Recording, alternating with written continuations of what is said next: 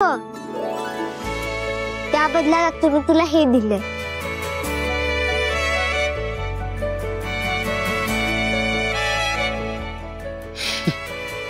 तू तर कबूतर निघालस की। कबूतर नाही, गरुड निघालो, गरुड। गरुड चित्त्या का पोचवत नाही काय? आपण ना त्यापेक्षा जरा सोपं करूया। तू की नाही आजपासून टपाल काय ठेवायचं तर ठेव, पण चिठ्ठी वाच। बर।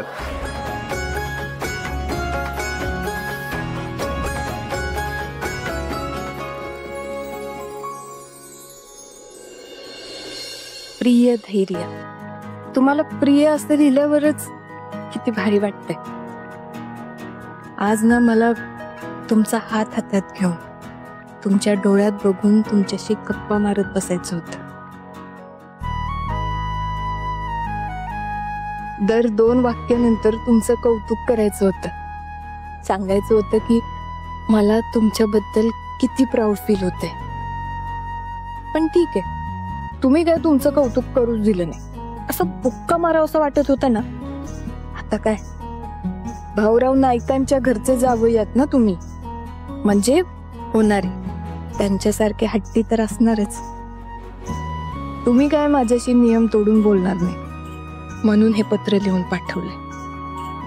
आत्ता पाळा नियम, नंतर एकदा का आपण भाऊंचं मन जिंकलं की आयुष्यभर गपचूप माझी सगळी बडबड ऐकायची।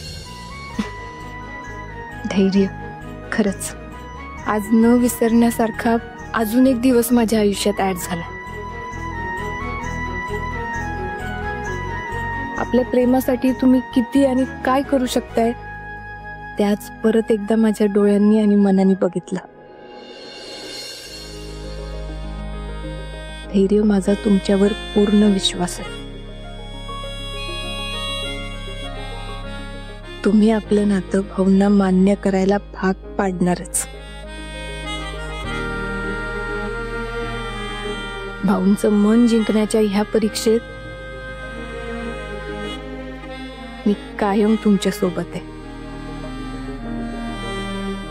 फक्त तुमची सावी।